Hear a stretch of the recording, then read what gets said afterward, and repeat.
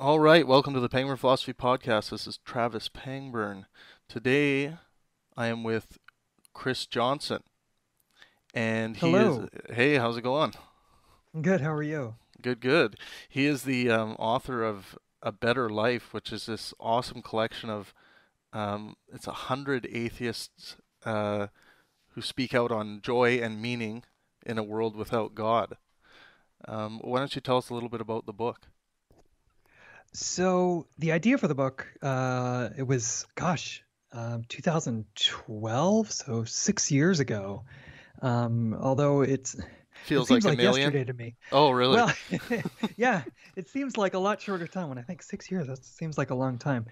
But uh, I was never religious to start out with. I was raised in a very kind of secular household, but I always found the topic of religion very interesting. What do other people believe, and why do they believe it?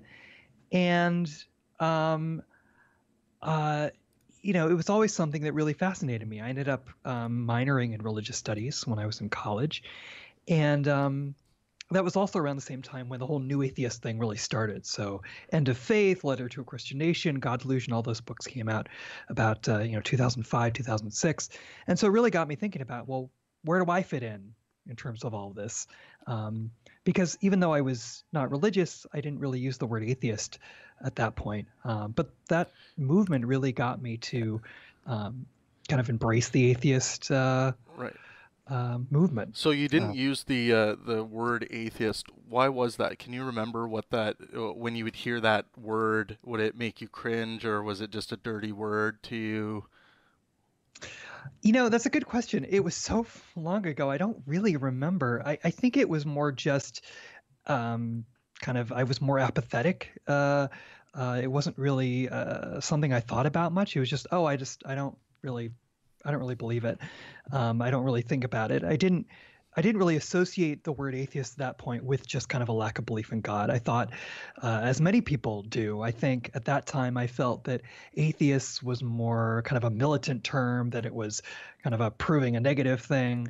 Um, but it was really the new atheist movement that kind of brought me into kind of more of a refined view of what it means to be an atheist. And atheism is simply a lack of belief in God. It's not necessarily a stringent, militant kind of thing.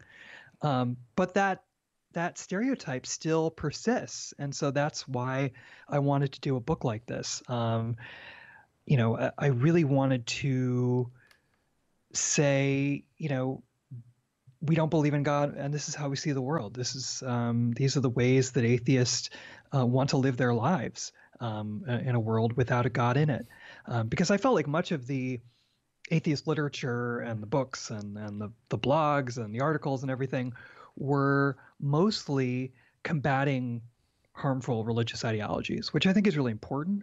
But at the same time, I think it's also important for us to show how we see the world, because many people think atheism is simply this nihilistic void that people fall into. And I think the more that we can show people the positives and how we see the world, the better off they're going to have. The better off they're going to think about atheists. Yeah, I'm sure when people like some people who are maybe a little ignorant to atheism, when they take a look at your book cover, they see all these like smiling faces and happy people, and they're like, "These aren't atheists. These can't be atheists. Atheists are these demons and uh, goblins and devils." And but you see pictures of normal people that seem awakened. Yeah, yeah. I mean, it really is amazing to me how much that stereotype still persists. People who would look at that cover and be shocked because they think of when they think of atheists are mean, awful people, and it's like, really, where did they get that perception from? Yeah. It's really mind-boggling to me. Did you decide on the images for the cover of the book, or was this a publishing decision? I did, along with my brother, who did the layout and design with me. So I think we worked on that part together. Yeah, I see. I see you have Dawkins there. Was Richard a big force for you to help you reach the age of reason? Yeah, absolutely. I mean, like I said, reading The God Delusion in 2005 or six, I don't remember when it came out, was it had a huge impact on me. And I went to go see him. I was living in Montreal at the time.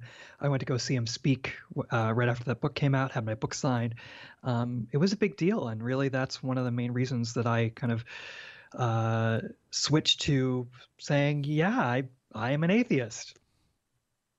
Yeah, I mean, Richard is, he's just done so much for the world in his life, and I mean, all the copies of the God Delusion that have been downloaded millions and millions of times in Arabic in these very dangerous countries for atheists, and maybe some of them are being downloaded by theists trying to better understand the atheists so that they can destroy them, but I think it's very few. I think most of these downloads are happening from people that are starting to see the BS that religion has to serve up.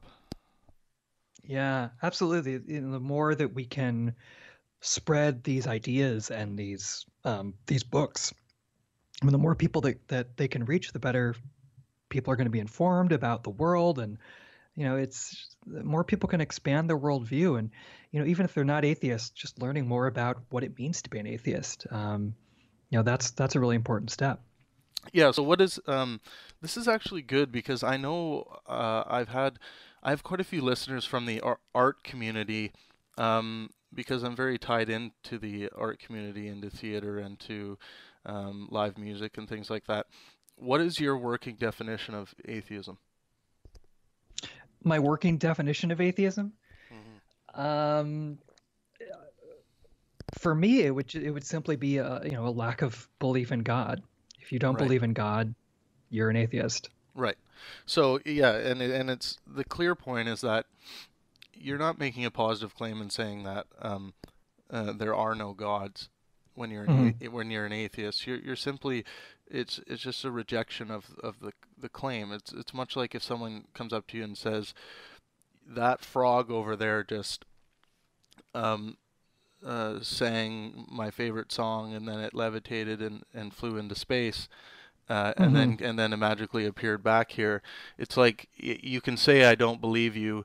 You don't have to go over there and do an investigation and build a model to prove that that frog in fact did not do that. You can just simply say I don't believe you. That sounds like horseshit, and that's essentially the atheist position when it comes to claims about gods. And you can and there's no other baggage attached to that. If you're an atheist, that's what you are. um, and you can be anti-abortion and an atheist, and there are in fact a lot out there. um, and yeah, so I wanted to make that clear to everyone, and since you've written this book and spoke to so many atheists, I think it was important to clear that up for some people because it is a constant mode of confusion when people start talking about atheism. I mean, Jordan Peterson is someone who falls into this trap as well. He wants to lump atheists into this group of this kind of pseudo humanist thing, but he calls it atheism. But really, atheism is just a rejection of the God existence claims. Yeah, and I don't think we necessarily did a good job as a movement of making that particularly clear for a long time because, like I said before, even I had that confusion, up until when I was in college. So one of the things I'm trying to do with this work is just try to dispel these myths and stereotypes about who and what atheists are, because for the longest time, so much of our discourse has been about kind of combating harmful religious ideology, and I think it's important that we also kind of show the positives and also do a good job at saying, this is what atheism is. It's not necessarily what your particular stereotype of it is, but this is what it actually is. Yeah, and as much as many people are going to plug their ears to that and say, well, you might just say that, but I know what an atheist is. You can only do so much into telling people what you believe and what you mean when you say a certain thing or use a label. And, to a certain degree, people are going to shy away from it. Let's talk a little Hmm. bit about Lawrence Krauss. So he is he's a physicist. Did you interview him for the book? I did. Yeah, Yeah, he's in the book. Yeah. yeah. And what's your feelings about Lawrence Krauss as a scientist and a science communicator? Um, I was a big fan of his. I remember seeing him. What was it called? There was this great conference back in I think 2005 or six called Beyond Belief, and a bunch of scientists got together and had talks about atheism and society and science and religion and stuff, and it was fascinating. I remember watching these videos online, and I saw Lawrence Krauss give a talk there, and I thought, wow, this is really some good stuff. So I'd been following him throughout the years. And so when I did the book, I put him in the book and went to meet with him in Arizona. And, we had a good conversation. And yeah, I kind of followed his work a little bit after that. Um, Met him a couple of times. Recently some allegations came out against him. So that kind of changed some things a bit, I guess. But yeah, I haven't, I don't know too much about exactly what happened there, so I'm Yeah, not sure I can say, but yeah, yeah, it is troubling to me. yeah. It's an interesting topic because I start to think when these allegations come out, it's like what should the punishment be if in fact these people are guilty of what they're being accused of, and well, and finding that out is damn near impossible, unfortunately. Um, but like, what is the period of time? And me as like an event producer, when I think of like, I think Lawrence is an excellent communicator of science and an excellent promoter of science, and a beautiful person in how I've known him, Mhm. in my interactions with him. Now, that's not to say he hasn't. He may have done some bad stuff and some deplorable things that should have him, fired from his positions or whatever. And he should lose some money and what have you. But it's like, how long should this go on? It's like, is Lawrence now cast away forever from the movement? Should I, as a producer, uh, never invite him to speak again at an event? Like, it's a really tough. It's a really tough thing, and it's not tough as far as like, if he did do the things that he's being accused of. It's like I wouldn't ever, feel right putting him in a position where he's going to be, around other women until he gets some serious help, and that help's going to hopefully demonstrate that he can act more appropriately in some of these situations. Um, but yeah, I mean, I'm interested, just as you as a thinker, on what what you think is kind of a good course to go when we're dealing with these issues. Wow, I mean that's such a big Yeah, such a big topic. Yeah, you know, I don't know. I'm not sure. I don't have all the answers to questions like that. I mean, I think a lot of that is a conversation that we as a society have been having. Where do we draw these lines? When can people kind of come back? Is part of part of coming back probably also involves a certain amount of kind of apology. And from what I've seen so far, I don't think Lawrence has apologized for any behavior. I think he's said to this day that it was a smear campaign right. against him and his science. So there hasn't been any admission on his part that he did anything wrong, as far as I'm aware. Yeah, I could be wrong about and that. no one's buying it, right? It's like Hmm. the this whole thing about, you know, people coming after you just because because of your celebrity status, and you know, it's just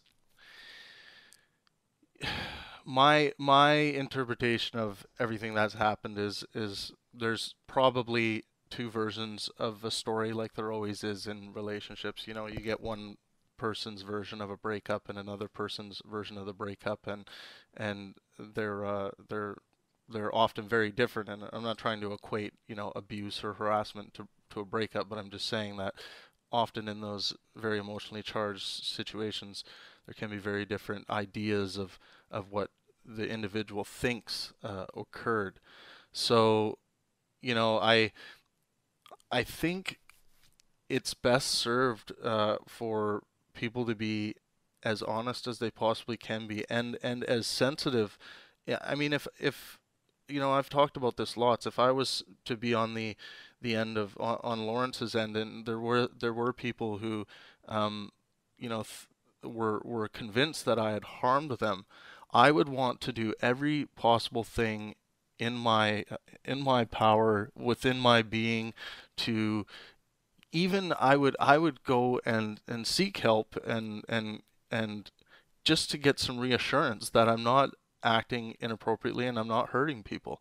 It's like, even if I think uh, it's better to go at it as, I this could have very well happened. I don't Even if Lawrence doesn't believe it happened, he could just say, this could have happened, and I should seek help, and I should make damn sure that I'm not ever going to harm anyone in this way again, if in fact I did, or could in the future. So I think there's a better way of going about it, as opposed to just denying and saying that there's a conspiracy, essentially. Right, especially with the numbers Yeah, of accusations. I mean, if there's just one, it's a lot easier to kind of dismiss that as a misunderstanding, yeah, or maybe, or someone who's has ulterior motives. But yeah, when you have a collection of people who don't know each other, who have different experiences, that all kind of point to the same pattern of behavior, I mean, that's very, very troubling. And yeah. that's not what we need as a representative of what it means to be a non-religious person, to be an atheist. Right. So let's talk a bit about the film. When did the film come out? So the film came out 2 years after the book did, so 2016, and I basically, what I did when I made the book was I interviewed everybody for the book, and I filmed the interviews that I did. So when I had the finished book, not only did I have a finished book, but then I had 70 or 80 hours of interview footage, which I then turned into. I spent about 9 months turning that footage into the film version. Um, and I thought, I'll do some screenings, show the film in a couple places, 5 or 6 cities, and then I'll go do something else in my life. Well, it turned into a 2.5 year long screening tour. So I went around the world showing the film to secular groups, atheist groups, colleges, universities, um, all over the world. I mean, I've been to 6 continents and 116 cities, I believe, to show the Holy film. So shit, that's a lot of it's traveling. really taken off. I hope you were collecting air miles. Yeah, that is important when you're traveling, is to Yeah. collect as many miles as you can. Oh, Yeah. I know. Yeah. Yeah, you definitely know that. Yeah. Yeah. Yeah. S- So, so what are you doing screenings, and you're kind of making appearances there and talking about the film? Have you done that, or is this what the tour was about? Yeah, all the 116 cities that I visited, I showed the film in, and so we did a kind of a pre-film lecture, and then followed by the film, and then a Q&A afterwards. Nice. Sometimes we vary that up a little bit, but generally that was the order of things. And it was really an incredible experience for me um, to be there and be a part of it, because most of the time as an artist, when you make something and you just kind of send it out into the world, you have no idea what kind of effect it has when people watch it. So to be there when people are um, watching your film, to come in after and get their raw um, opinions and thoughts and emotions from watching the film, is just an incredible experience for me as a filmmaker to get that feedback, and to go to various different places, to meet people from different backgrounds and cultural experiences and religious experiences. I mean, it's been such an incredible experience for me. Yeah, that's great. I just noticed here that you've also had a chance to spend some time with James Randi. Yeah. Hmm. Yeah, I'm going to be having him on the podcast soon here, and I got to spend I think it was 3 whole days with James about a year and a half ago, and just maybe talk a bit about what he has done for atheism and skepticism in a time where it was tough. I mean, back when he was on TV doing what he was doing, debunking these all this hooey. Um, it must have been really tough at that time. He must have felt like a lone soldier. Oh yeah, absolutely. I mean, to be going against all the superstitions that he was trying to debunk and all of this stuff back in the 60s, 70s, 80s. Um, I mean, that must have been really difficult. But the fact that he's had this career that spanned, you know, 50 years, 60 years, I mean, it's just been incredible. Um, and to see how his work has had such an effect on myself and so many other people that I know in terms of thinking critically about things. A lot of us are skeptics because of the work that he did, and we're very indebted to him. Yeah, and one of my favorite stories that came out. So me and James we were actually visiting Science World in Vancouver. I wanted him to check it out, and you know I knew it was going to be a long day because he doesn't move too quickly, and he you know even walking to Science World, it was like, and for those who don't know, Science World is just this big like globe building that has like all these interesting like mechanisms and models that show you how gravity works and propulsion works and different things, and it's Hmm. basically created for kids. But we were walking up to the building, and he was interested in like these like steel bolts that were holding down the fence before we even got in the building. So he was just finding so much interest in the things that regular people don't. So it was a long time going through the whole process of going through Science World, and then we got to the cafeteria, and we decided to have a break, and he ordered I don't know why I didn't expect it, but he wanted an extra large chocolate milkshake. And I was like, you know what? I'm gonna have one too. So we sat there and we were drinking these extra large chocolate milkshakes. And then he told me about his experience with Alice Cooper, and how he back when he was young, like quite young, he created like all of the like beheading effects and all these like gore effects and magic effects for one of the the big Alice Cooper tours.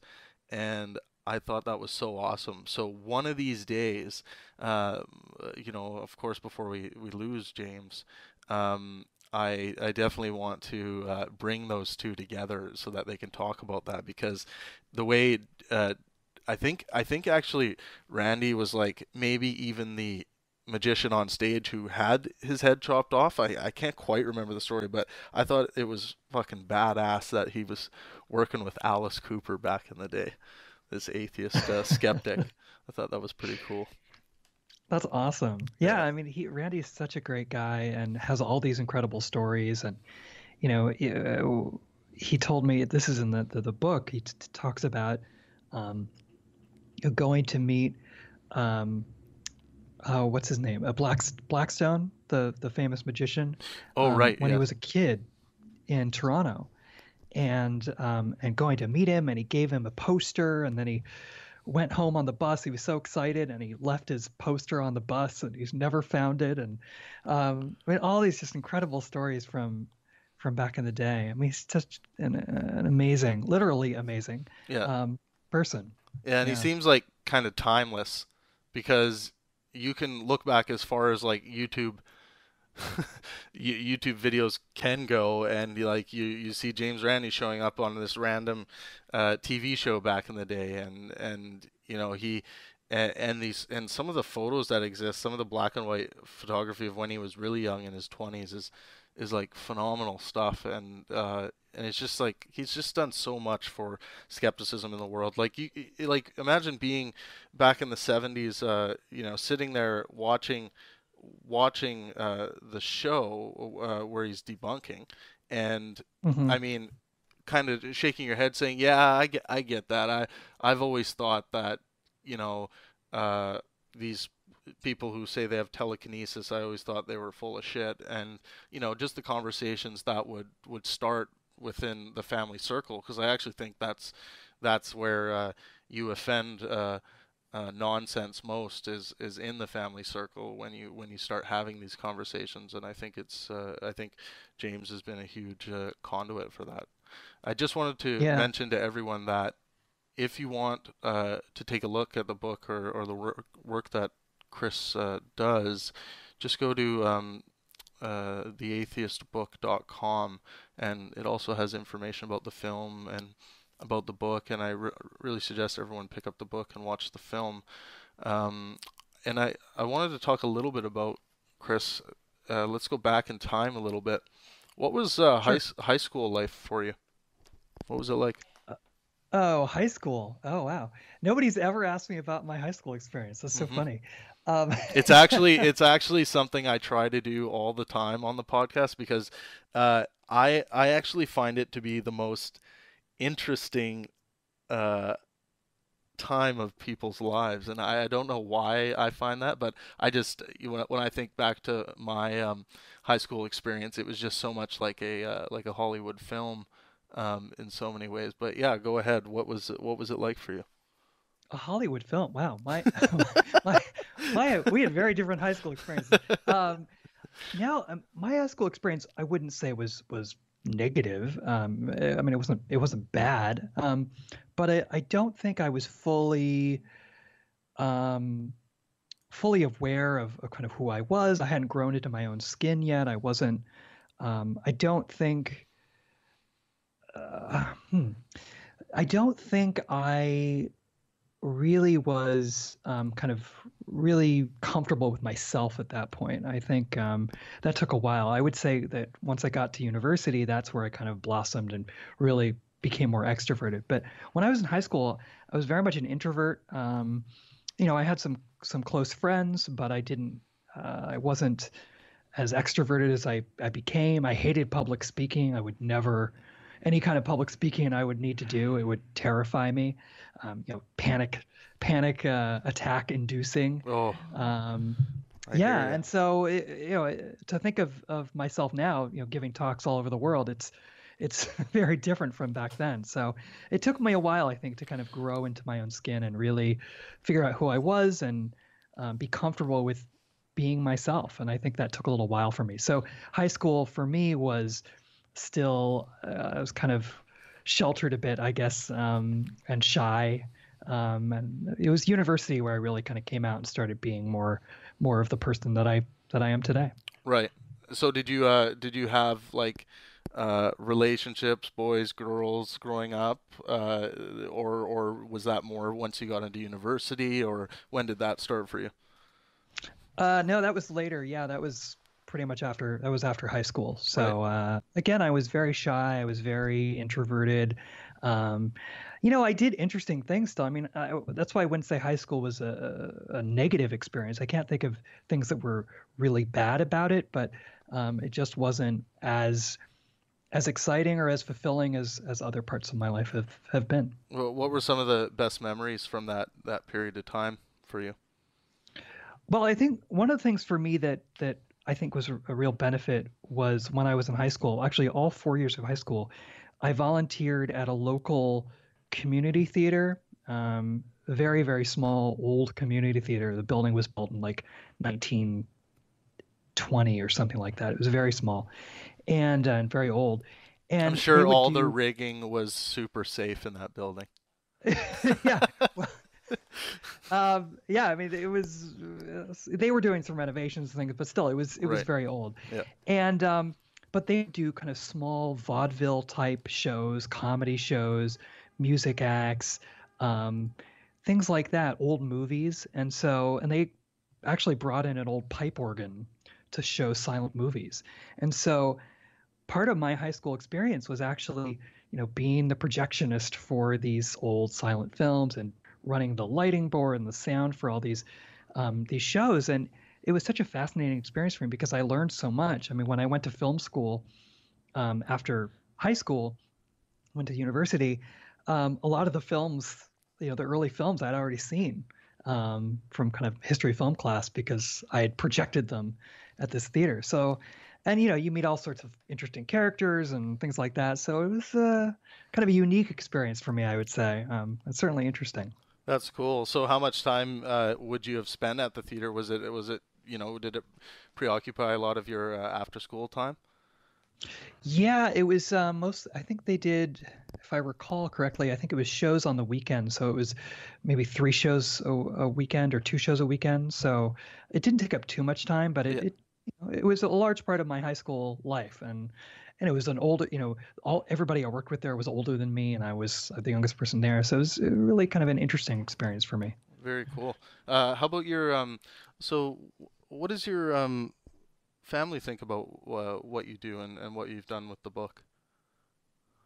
Well, as I mentioned, the the person I worked with on the book was my brother. Right. And he actually was the one who had the idea to say I should do a photography book.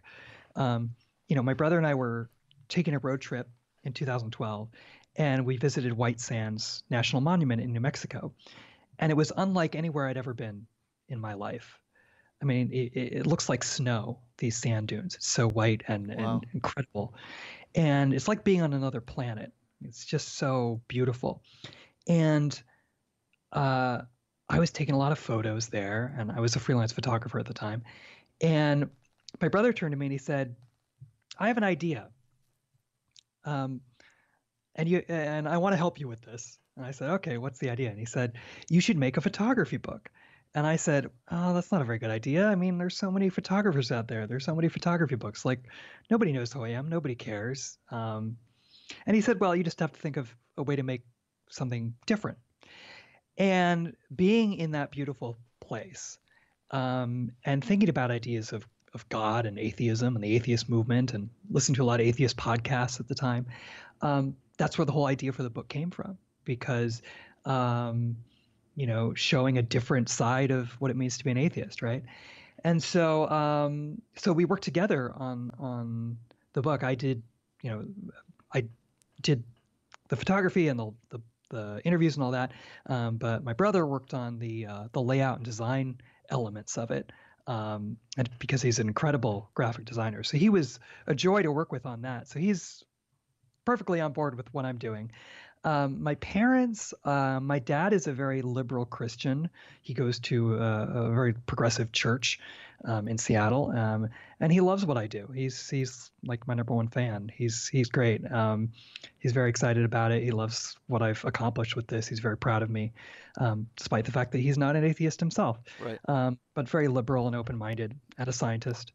Um, and my mom is an atheist.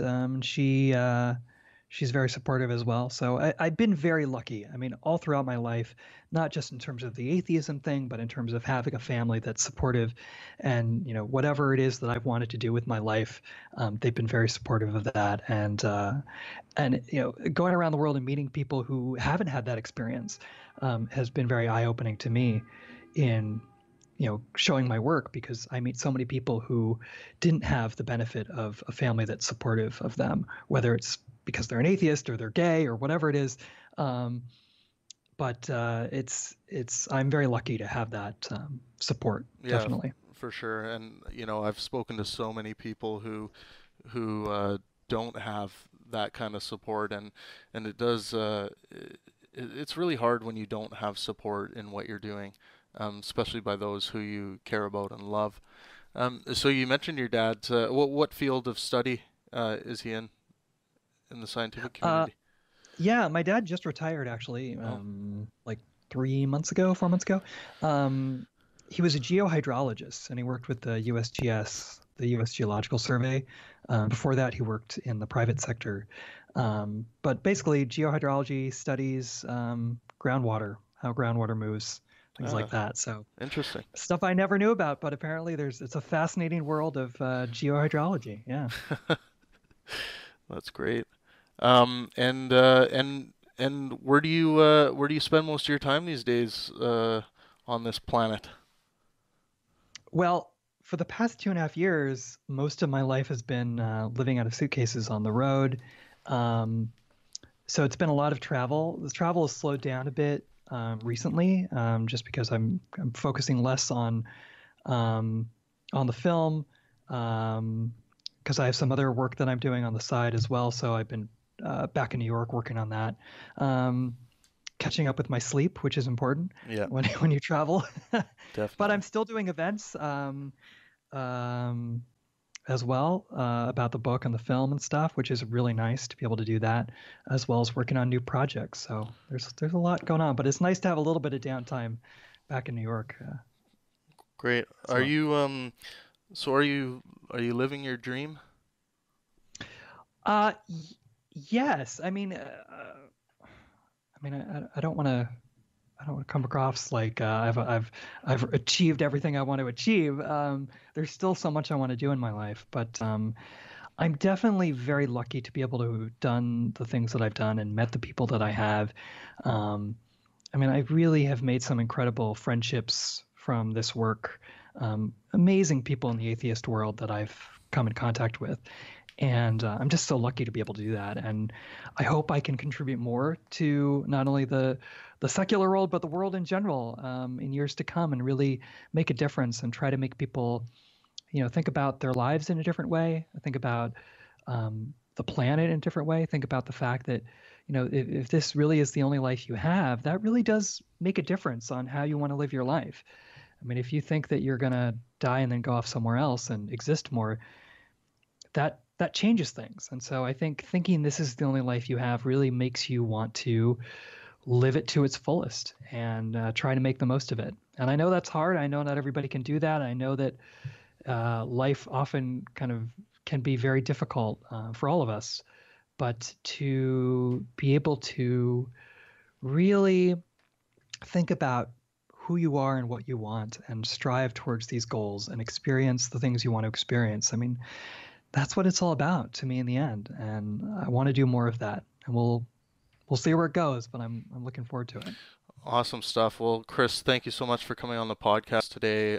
Everyone, theatheistbook.com. Check it out. Watch the film. Support Chris. I love the work you're doing, and I can't wait to promote some events with you for sure. Awesome. Thanks so much, Travis. Yeah. All right, everyone. Thank you so much for tuning in to the Penguin Philosophy Podcast, and let art and science inspire.